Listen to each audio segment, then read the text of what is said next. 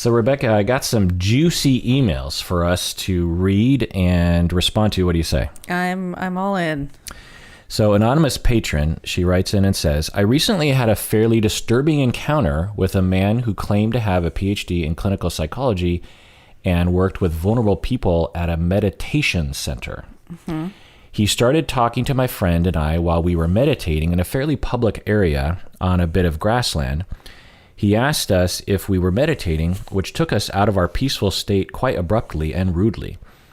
We started talking as we both work in the field of mental health. He mentioned that his method of helping people get better is to make them feel the worst they can possibly feel and just sit with that feeling so they can learn how to tolerate them and break the cycle of avoiding emotions.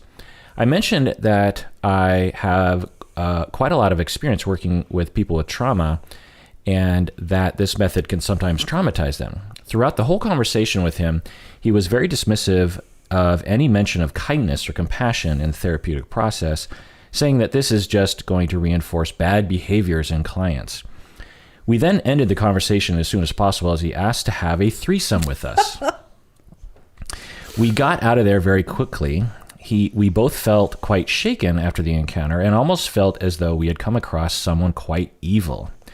He seemed to relish in making his clients feel pain and obviously enjoyed our discomfort. Is this kind of treatment effective in helping people overcome their mental health issues by making people feel negative emotions? I am also quite worried for the people under his treatment. Since he works at a meditation center, does this mean he hasn't been able to work in a more certified mental health treatment setting due to malpractice? Rebecca, what do you think? Probably. So I just did a 2-day Zoom training led by Bessel van der Kolk, probably the most famous trauma treatment person out there. And he addressed this style a lot, this confrontational style, and reminded people over and over again that the most effective therapy is when there is a safe relationship between the client and the therapist, especially when trauma is involved, that this kind of positive regard and kindness increases people's ability to heal over a long period of time. And then there was another piece, I was trying to remember, also this idea that like we have to sit with things that are difficult. Bessel was talking a lot about how actually the point of therapy and trauma is to create new neural pathways that are based on joy and connection and support with others. It's not about actually sitting with the negative for long periods of time. That can be helpful for short periods of time, but really what therapy is about moving forward and being able to live in joy in the moment. So my guess is that you are correct. This guy is working at a facility where he's not using his license because no one wants the type of therapy that he's offering. And the fact that he would go around interrupting people's restful moments to A, talk about himself, and B, ask for sex tells me even more about this guy. Yeah. So you've heard of this, and Bessel was also saying that there are people who in our field believe this paradigm that if you're going to heal, you have to, quote unquote, sit long term with your negative emotions. This is a sliver or a percentage of our field and has been present for a long time, right? Yes. Yeah. So do you have colleagues that are like that? Because I can't think of anyone in my circle that would ascribe to that idea. Well, when I worked in New York, that upper echelon of psychiatrists were definitely in this realm. And I remember someone came in to do a presentation on dialectical behavior therapy and why it was effective. And some of the older clinicians, all white men, got up and walked out and were like, this is bullshit. You know, people need to learn how to behave. Right. Yeah. That's what is kind of in this account that an honest patron is giving us that I've heard from people before is, you know, there was a thing here that said to have compassion and kindness, you're just reinforcing bad behaviors in clients. And it's, you know, an extremely patriarchal Northwestern European idea of independence and lack of emotion and compassion is babying people. Being nice is to be weak, and to be strong and to overcome the mountain is to be a good human being and a healthy human being. And countless evidence to the contrary, especially in trauma therapy. I mean, it's akin to the joke of therapists just grabbing their clients by the shoulders and shaking them and saying, knock it off. And that's ridiculous. That's a ridiculous counter evidence notion, and highly patriarchal and sexist and probably racist in some ways. It's so white, right? Yeah. The idea that if you just worked harder at stuffing down your desire for joy and were able to sit with your toxicity longer, you would be better. Yeah. Like, I mean, who does that make? I mean, that's like Voldemort. Like, who does that make you think of? Right. I would not want to spend any time with that person. I know. I wish people did that more, where, like in the political discourse, I wish people just said, who else in history or in movies and TV exhibits this kind of paradigm? If I am more like Voldemort and less like Harry, if I'm more like Hitler and less like, I don't know, Ruth Bader Ginsburg, then something might be wrong with my perspective. So the example from this week is Ted Cruz got very mad at Big Bird Right. for telling... Right. If I'm more like Ted Cruz Right. and less like Big Bird... So I had to watch the source material for myself to see what Big Bird was. Oh. Have you seen it? No, I didn't, but you tell me. will sob like a baby. It is two doctors or clinical psychologists talking Big Bird through mindfulness of how to sit with his anxiety of when he gets the shot, how to bring his stuffy. His Granny Bird goes and gets the stuffy, brings it to Big Bird. Big Bird practices his healthy breath. They talk about his big feelings, and then he decides he's okay getting vaccinated. And what's the problem with that? Ted Cruz called that propaganda. About what? About forcing people to get the vaccine, when actually it was like the most touching piece of play therapy I've seen on TV. Well, let's ever. say it is, another word for propaganda is influential. If it's influencing people to do something that will literally save more lives than not, then fine. It's like trying to influence people that global warming and climate change is a thing, or wearing your seatbelt is helpful, or, using lots of drugs is not a great thing. Yeah, if you call that propaganda, fine. Well, and also, what has Ted Cruz ever done to lower the anxiety of children? Yeah, so we can come up with lots of examples of white men, and Cruz is he Hispanic? When men, it's not like Hispanic men, according to Umberto, are not toxic in a lot of ways.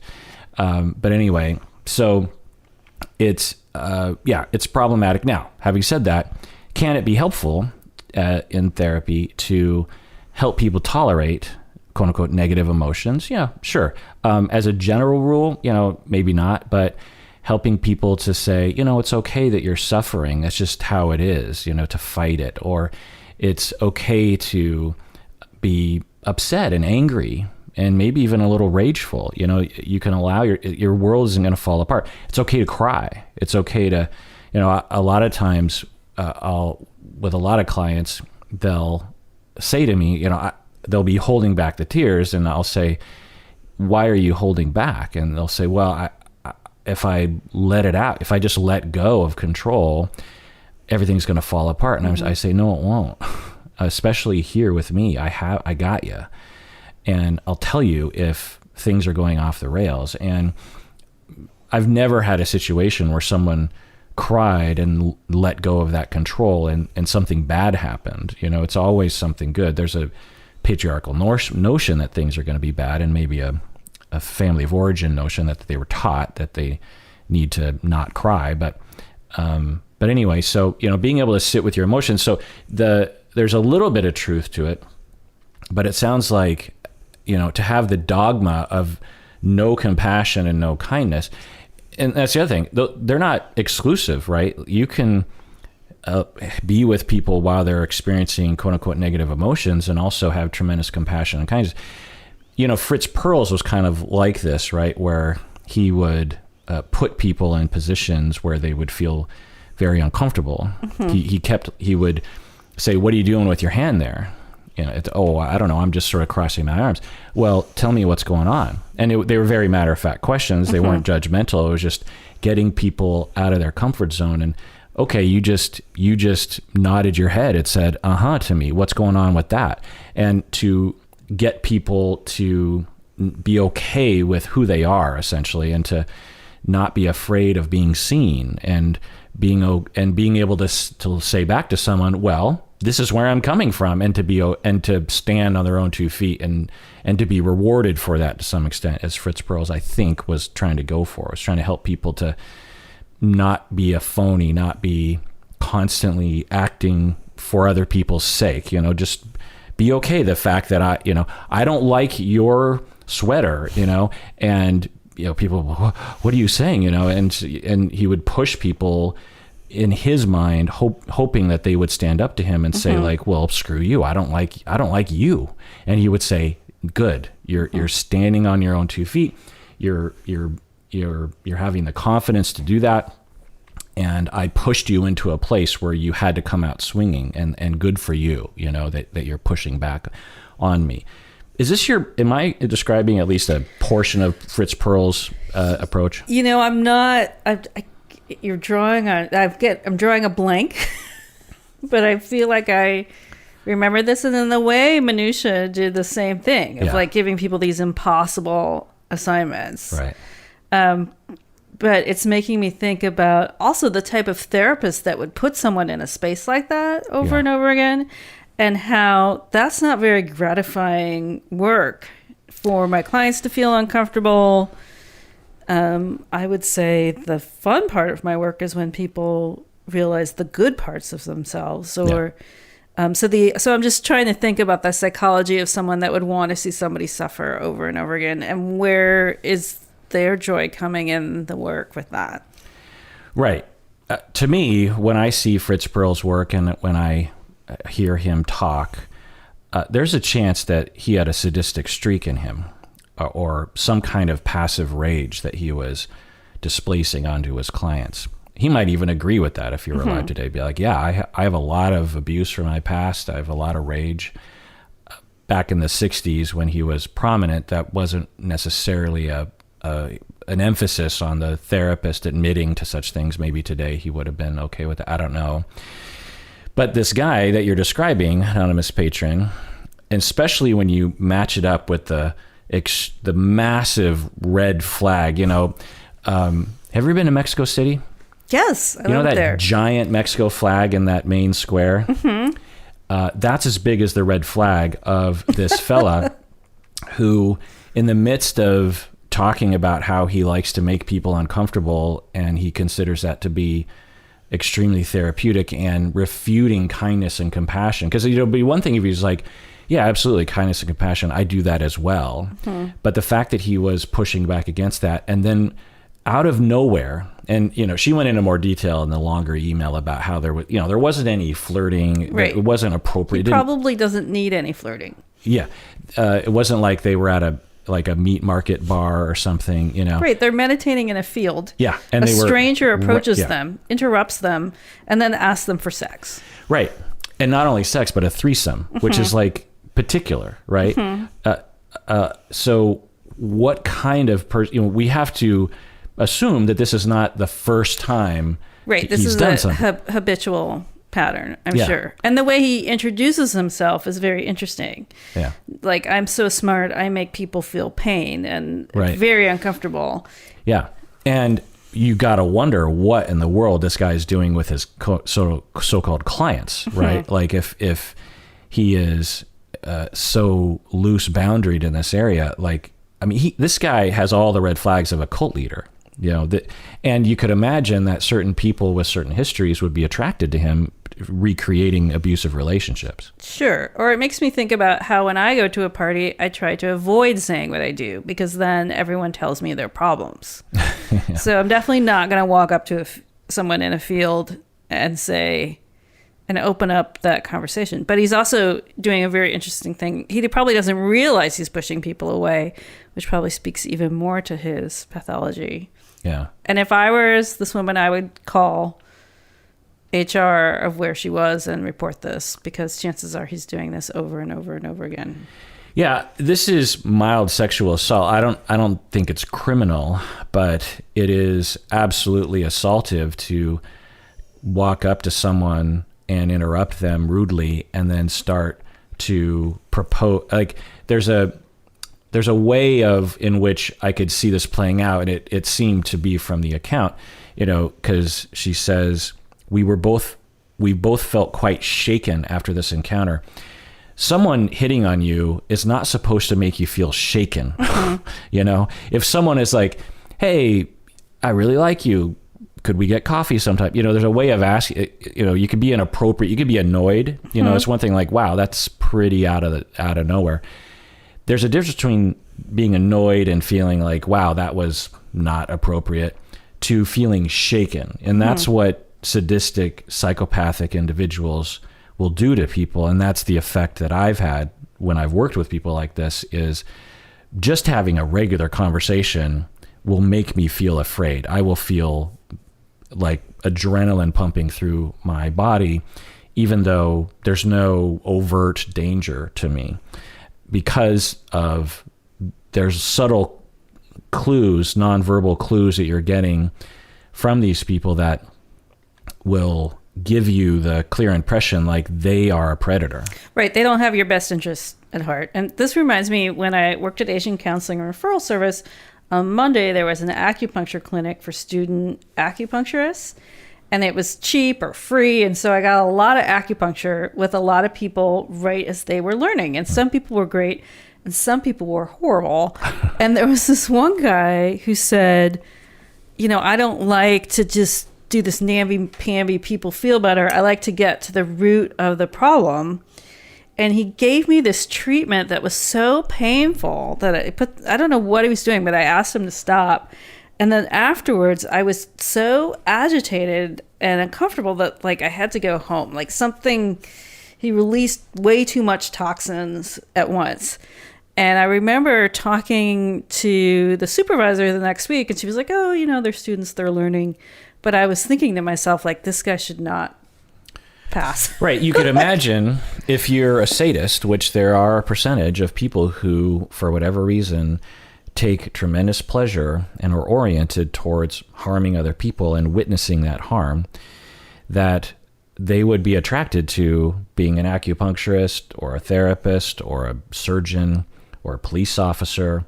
You're not going to be attracted to a job like, I don't know, a florist, gardener. Yeah, I don't know why that popped into my head, but it makes sense now. So would there be a slightly higher prevalence of these folks? I would imagine so. It's hard to know, but it's extremely rare. So the fact that you would come across someone like this is again pretty rare. But anyway. Anonymous patron says, last September, I finally told my therapist that I have feelings of deep reverence for him.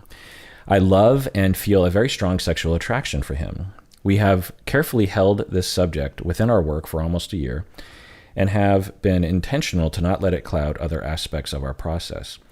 It is challenging, though, because the more time I spend with my therapist, the more I fall for him. Recently, I felt the need to find out how all of this made him feel, and he professionally and bravely shared a bit of his experience. Pretty much, he feels similarly towards me and works with his supervisor to prevent the feelings from hijacking our therapy work. It felt validating that our connection was quote-unquote real, but it's such a trip because I don't really know the guy. I only see him through the projections I've cast his way. So what am I even connecting to?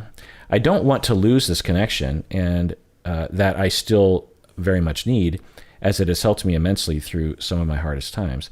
Regarding erotic transference or love transference and countertransference, when is this beneficial in therapy?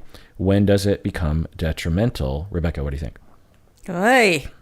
So that it's both ways. That's very interesting. Mm.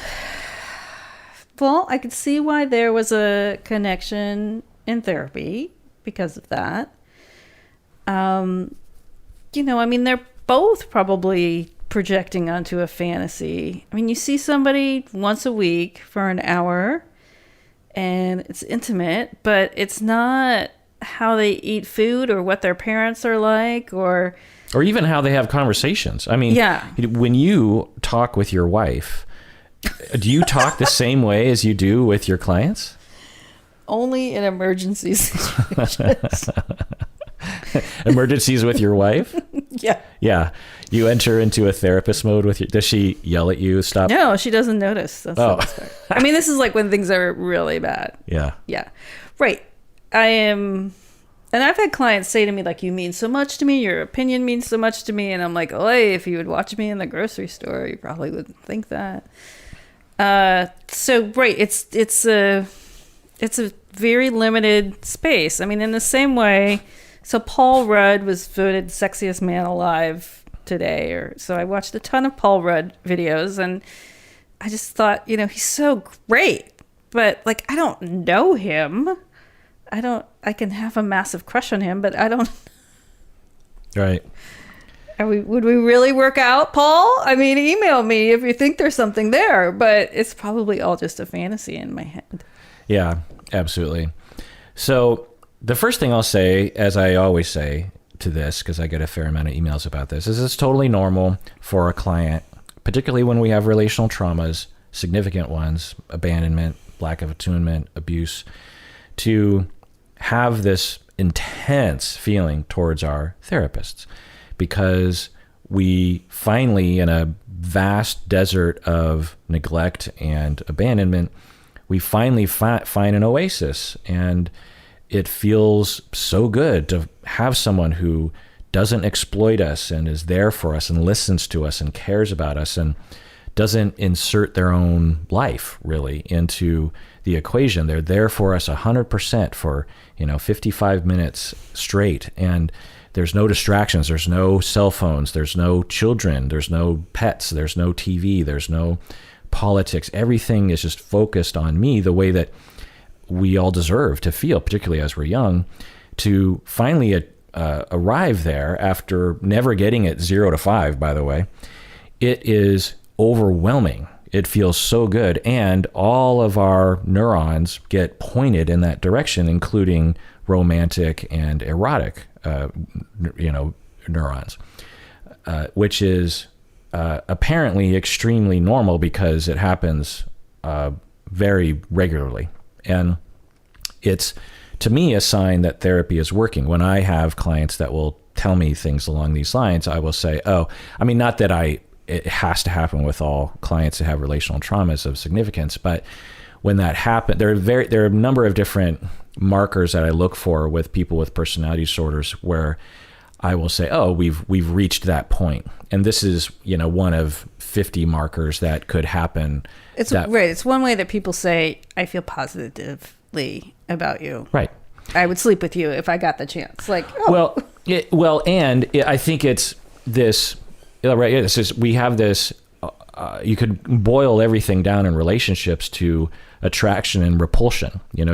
We're attracted to our loving parents. We're repulsed by the dog who wants to eat our face. We're attracted to the teacher who makes us feel safe. We're repulsed by the dude on the highway that's giving us the finger because we don't know why. It's all about moving towards and moving away. And when you've been constantly running from everyone, your entire life because of terrible things, and you finally find someone, then all of your runners are running towards the therapist, and you want to have all of them. You, not just the therapeutic relationship. You want to be friends. You want to be romantic partners. You want to be you want to fully envelop. When we're 3 years old and we want to fully envelop, or even 6 months old, when we want to fully envelop with our parents, we're physically touching them. There's suckling happening. There's sleeping together. There's skin on skin. And we don't think of it sexually, right? But it is sensual. It's physical. It's skin on skin. Well, when you're 35 and you want that experience because you never got it when you were young, it translates into our mind as a sexual experience, skin on skin, breathing in each other's, air, cuddling, that full envelopment physically. And it gets translated consciously as, oh, I want to have sex with that person. But the way I interpret it is you want to become an infant and be held, which of course we all need from time to time, particularly those people who've never had it, right? So, so that's just, it's totally normal. On the good side, what I'll say is that you're talking about it between the two of you. It seems like you're not being harmed. You're not mentioning any kind of exploitation, or the therapy isn't being, derailed or something. And he's talking with a supervisor about it, which are all extremely good signs. When I hear a therapist who isn't talking about it, or when I hear about a problematic situation where a therapist is letting it deteriorate the treatment or exploiting the client, all the time they're not or almost all the time they're not talking with their supervisor about it. So those are all good things. But Rebecca, if you had these kinds of feelings for a client, would you tell the client? Probably not, because I don't think it would be helpful to the client. I mean, I just think in terms of how many ways I feel like clients are trying to protect me anyways, are worried about what I'm thinking. And so I can't see how it would serve the clinical relationship. Mm-hmm. Well, I think and I agree, that's my position as well. I will say that it's never happened to me. Research shows that it's pretty common, or common enough that it will happen at some point. But I think I don't know. It just hasn't happened to me. But the pro that people will say to saying it is that it validates the client, because in this for this client, right, you are attractive. Well, not only that, but it could be a little crazy making to be a client and to feel like a connection is happening, and to say, I feel like this isn't just a therapeutic relationship. I feel like there's some kind of just you and me thing happening. And for the therapist to be feeling that and to be kind of embodying that energy, and then to say nothing, or to say, I'm not feeling those feelings or something, could really drive the client a little batty of just like, well, geez, because I really do feel like something's happening for him, but he says it's not, so I guess I'm just making that, it would feel validating. It was like, yeah, you're right. I feel it too. There's an energy here. And you're not, making stuff up. And so that's a pro. But there's a fair amount of cons, which is, as you say, it can make the client feel sort of beholden to the therapist, like they have to save the therapist. Like, what if the client falls out of attraction with the... Right. Yeah. They see them at the grocery store picking their nose, and they're like, ew, forget it. Yeah. It could lead to derailing of the therapy, where you could become friends too much. It can confuse the client quite a bit, and I've seen that as well, because a lot of people have emailed in about this over the years, which has made me aware of how often it happens and how little it gets talked about, honestly. I know two people, but we worked with someone that married a client. Right. Do I remember that? Did I know that person did marry a client? I don't know. You worked under him for years and were probably his student. Oh, really? Interesting. You can't say the name because you don't want to out that person? Yeah. Can you give me a hint? This is getting too hard. Okay, sorry. I'm going to pause it because I need to know who this is. Well, interesting. I don't think I ever knew that. But also my first supervisor at my job in the South Bronx married one of his clients, and they just made him move departments. Yeah. Right. So can that happen and it have not negative effects? Are we recording again? Yeah. Okay. Anyway, point is that it happens, and according to research and my take on everything, I would say less than 2% of the time, overall, it ends up being an okay thing. The vast majority of time, clients who hook up with their therapist experience PTSD symptoms because of that interaction. It can be really traumatic for a client, and it can often lead to ruining a career for no reason other than the fact that the therapist just didn't understand the evidence and their the reenactments that they're both replaying, because it's not like therapists don't have their own traumas that they're playing out in the therapy office. Have you ever had feelings like this? I don't know if you want to talk about that. I tend not to fall for my clients. I don't know. Yeah. It's just the way that I'm wired. Right. Or what I want to know about somebody doesn't show up for me in the therapy room. Like, are you a good dancer? Like, that's very important to me. Are you going to make me a nice meal? Like, the things that would build. Really? You need a dancer. Yes. Is Beth a good dancer? She's okay. She's passable. But there's a way of like what is interesting to me about connection doesn't happen in the therapy room. Right. Yeah. Maybe that's, I never thought of it that way. That for me, what would facilitate that romantic attraction is not happening in therapy, which gives me another thought of, if that is the venue that attracts you to someone, you should probably take a look at that. If the action of taking care of someone and being superior, being in a place of control because it's your office, it's your therapy sort of protocol, is a venue of romantic and sexual attraction, you might want to take a look at that. Yeah, I mean, it's making me think of people I've had crushes on recently. And all of those activities could not, like, if I think to someone like, "Ooh, I want to go thrift store shopping with that person," like that's like foreplay to me. So yeah, I mean, I think it's very different. I'm trying to think of like people I knew who were very attracted. But obviously with my first supervisor, some kind of connection happened with this woman. He didn't sleep with all of his clients, but he ended up having a long-term relationship and 2 kids with this woman. I don't know what to tell you. Yeah. Having said all that Rebecca and I are apparently not oriented that way. It's extremely common to have a crush on your client at some point, have a crush on at least one client in the span of your career. I will say that I have artistic crushes on some of my clients. Some of my clients are producing amazing stuff. And honestly, I do follow them on social media. And I have, for the one client in particular, we have conversations about that.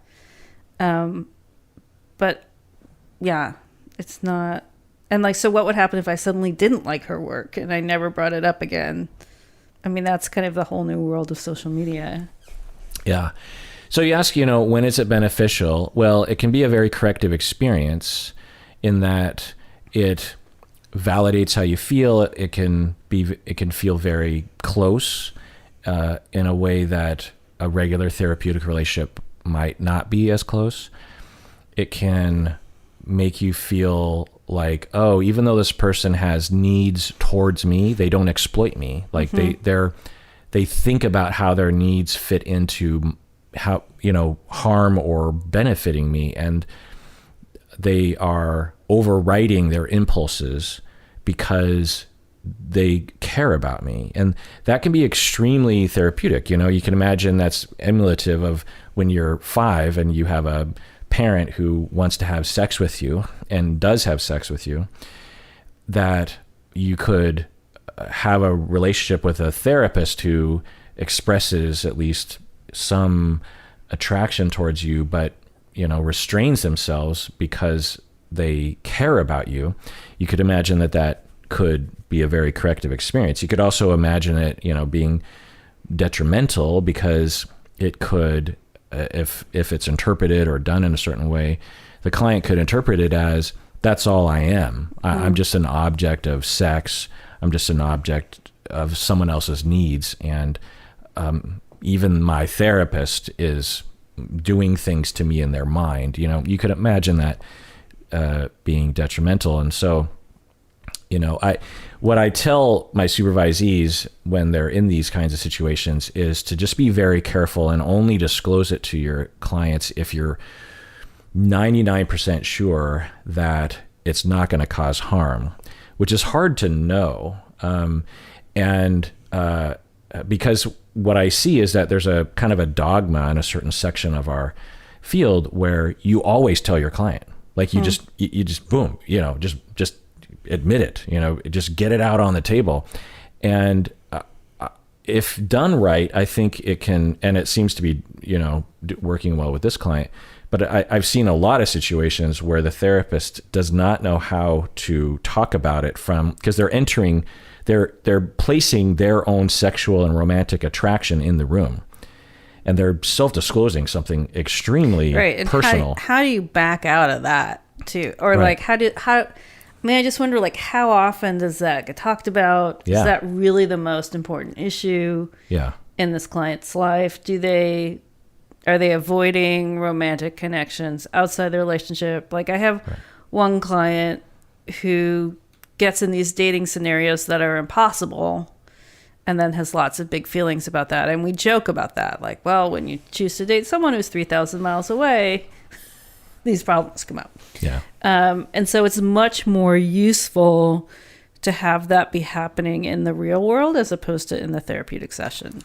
Yeah. So, can it be done? Yeah, but it has to be very skillfully and carefully done. And when in doubt, I recommend therapists just, there's also a way of discussing it, right? You could say something like that could facilitate the non-crazy making aspect, which is, let's say on a scale from 1 to 10, you're like a 7 attracted to your client. And you're processing it with your therapist and your supervisor, and you might actually be kind of suffering quite a bit. It's just I've been lonely lately. If I had met this person outside of therapy, I'm quite sure I would have dated this person. And sometimes I wonder if things could have worked out with this person, and they fit all the things that and I think about this person at night, and you're doing the thing. And then you sit down in front of the client and you say, the client says, "Oh, I'm attracted to you." And, do you feel it too? And as a therapist, you could say something along the lines of, yeah, there's an energy there, that I feel, tell me more about it. You acknowledge it, but you're not I want you, Right. You're Right. just acknowledging I can feel some kind of thing there, but you're not inserting your own kind of desires into that equation. Or to say some way less clinical, boring version of, you're a really attractive person. You deserve a really fulfilling relationship. What do you want from a partner? Yeah. Or I could see how someone would really like you. I could see that. I could see how someone would really be attracted to you, and see the goodness in you, or the attractive qualities of you. Something along those lines. But again, even that one would have to be carefully done, of course, because exploitation and bad feelings could occur in the client. And I just wonder, is this the most important thing? Right. What's being avoided for this to be focused on? Sure, absolutely, yeah. And I had this actually happen recently. We tested out a supervisee relationship, and it did not work. And Start over what? Okay. Someone approached me and said they'd like to receive supervision from me. I didn't know this person at all, so I said, let's try it out. And on in our second meeting, I felt like I had no choice but to say, you're colluding with your client and avoiding the issue at hand, because they showed me a video and I could see it in the video. Yeah. And they ended the relationship soon after that session. But so I wonder, by spending so much time on sexual transference, what's getting avoided? Right. And that is a perspective that I think is worthy, that I think is sometimes not emphasized, which is that the client and the therapist colluding with might actually be focusing on this subconsciously and consciously to avoid the material that needs to be approached. Sometimes it is the real closeness, for someone who's been relationally traumatized to approach a therapist and to feel vulnerable and to feel connection. It can be a defense to frame it as a romantic one because, one, it categorizes it in this more, salacious way, but it also will challenge the therapist a little bit and might push the therapist away in some way. On average, if you say this to a therapist, I don't know on average, but I imagine a lot of therapists would be like, whoa, this is inappropriate. Right, we got to back off. Boundaries, maybe I'm not the best therapist for you, which is equally stupid to exploiting a client, really. Well, maybe not equally, but also stupid. And because it happens, and it's been documented for over 100 years that this happens with clients. It's fine. You don't have to freak. It's a test, so to speak, of can you, as my therapist who has entered into caretaking of me, handle me inviting an exploitation, maybe even being a little flirtatious with you? Can you withstand that and still be a trusted caretaker, or are you going to exploit me like everyone else has? So I think that to give into that and to discuss it a lot might be colluding with that defense. Or also, is this is as good as it gets in my life that for 1 hour a week, I can find someone who I can truly be honest with, where I would say, okay, take this energy and look for it outside of here. Right. Like, this is not the height. This is not where you need to have your greatest intimacy over time. My hope is that you'll take the skills that we build in here and do them on the outside. That's where it really counts. Right. All right, let's take a break and we come back. A couple more emails. What do you say? Yes.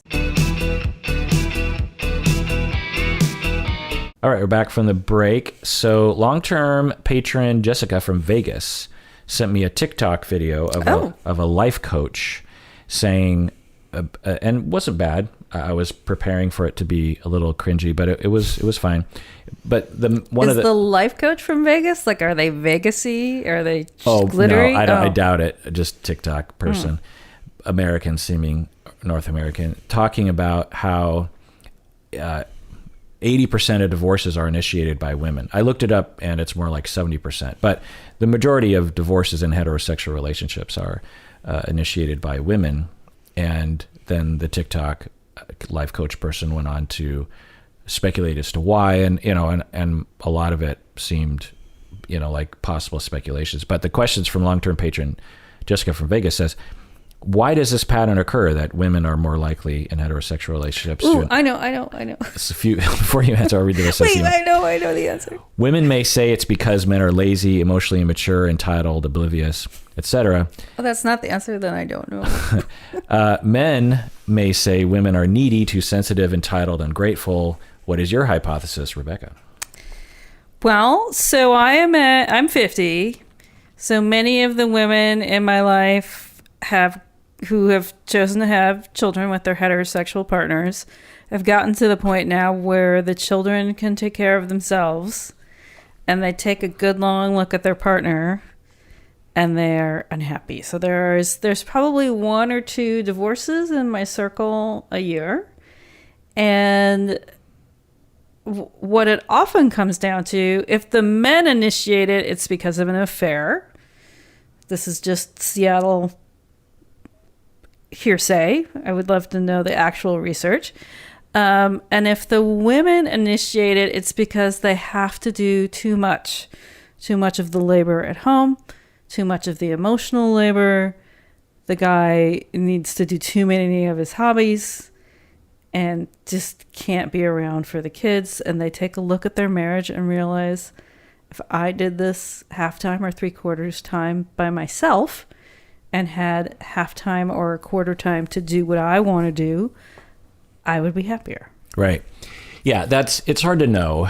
This is an important question. Why does this stat? Because when you ask people going through or having gone through divorce, like who initiated it, it's a pretty easy question to answer. And a lot of, the research indicates that the majority, and for college educated people, it's something like 90% that are initiated by women. And so you have to wonder, like, why does that play out exactly? The privilege that educated women have. I'm sure it's the money. Those women probably have the access. Right. 20% more access to live on their own. Right, exactly. So the hypothesis is, that I have, which is hard to test, is what you're saying, which is that so often it bothers me when they talk about, conflict in marriages are always about money or kids or this or that. And those are the topics being discussed, but it's not in my mind the reason why people are fighting. It's because there's a lack of connection and a toxic way of discussing these things. All couples will conflict about parenting. All couples will conflict about money. But why do only some couples break up or deteriorate? Because it's because of a lack of awareness and a lack of ability to communicate about such things. Well, and I'll say this recent divorce or separation announcement hit me particularly hard, I think, because I saw this as a couple that are really together. They had also done the famous thing, which is they made it through the remodel, and then the remodel was done, and you thought, oh, now they have this house that they can live in, and now they get divorced, which is the terror of all couples. Yeah, that happens frequently. Yeah. And we're about to go into a remodel, and so brought up a lot of my own angst. But so I was talking about it around the kitchen. We do roses and thorns 30 times a week at my house, discuss one good thing and one bad thing. And I brought up this divorce, and my lovely large human teen said, well, relationships are about compromise. And if this couple is getting divorced, they can't compromise anymore. And I thought that's so interesting that that's what he has heard from us. And that's his takeaway. But why would some couples compromise in the beginning and not during the breakup? It's, in my estimation, as a couples therapist that have worked with a lot of couples fighting about so many different things. There's some common things. It's at its core, it's because of attachment reactivity that is not understood by the individuals and triggering each other's attachment reactivity. And the topic that's being discussed is not important in my experience. Sometimes they are important-ish, like how do we parent our kids? Where do we live? And, okay, but why do some couples get through that, even though there are these massive incompatibilities, so to speak? It's because they listen to each other and they take care of each other and they talk from an I position and they don't trigger the other person. And, it's not without its problems, but they get through it. So when couples go through that, heterosexual couples we're focusing on here, they start to split up, they start to have affairs, or they start to spend less time together, or their bond starts to deteriorate. Because of sexism, men end up winning because of expectations and entitlement. Men will spend more time with friends. They will have affairs. They will spend more time. They'll do more things for themselves. They're like, well, my wife and home is no longer meeting my needs, so I'm just gonna do my own thing. Whereas women get, the short end of the stick, where they have to take care of all the kids. They have to clean the house. They have to work full time. They have to worry about other people. And so to me, the common path is, because of attachment reactivity and triggering, the relationship deteriorates. And because of sexism, the woman gets screwed in that process much more often than men do. Whereas if you had, if sexism didn't exist, or there's equal sexism as in a lesbian relationship, there's sort of a balance on average, when you're talking about gender and you're looking at a lot of people, that each person feels equally beholden to the house and to the children and to their responsibilities, so that when they start to do other things, one person isn't getting screwed relative to the other. Does that make sense? Yeah, I mean, I think of it in terms of, is this partnership still serving me? Mm. And that's the other thing that we talked about over the dinner table, is that really a partnership, you have to decide if this partnership is still worth your time. Mm-hmm. And yeah, some people step out of that agreement. Right. Other commonly speculated factors are that because of sexism and entitlement and socialization, women are far more abused in heterosexual relationships than men are. And so that's going to raise the divorce statistic there as well. Also, throughout the marriage, women are being screwed more often than regarding doing the chores and take care of the kids and all that kind of stuff. Well, and it's the rise of the feminist movement that, I mean, I think it was in the 70s that the divorce rate got to 50% because more women could find ways out. Right. I mean, that's why it rose. And it's actually interesting. It's also correlated with the rise of serial killers against women, that more women could say no, less men could find partnerships, people that would stay with them. And really servants is another word for it. Along those lines, men are socialized to seek the partner that they want, whereas women are generally socialized to seek, particularly heterosexual women, girls, are socialized to accept the man who approaches them. It's in all the movies, not so much recently, but up until recently, and still to some extent recently, all the rom-coms, it's the guy like approaching the woman, and the woman is just sort of like, she was just sitting there, and if he does everything right, then she accepts his proposal of relationship. And how often in rom-coms was there just a cute guy walking down the street, and the woman is just like, ooh, I'm gonna go get that guy, and the guy is like reacting to her, and then eventually like succumbs and says like, okay, I guess I'll date you, and then they ride off into the sunset.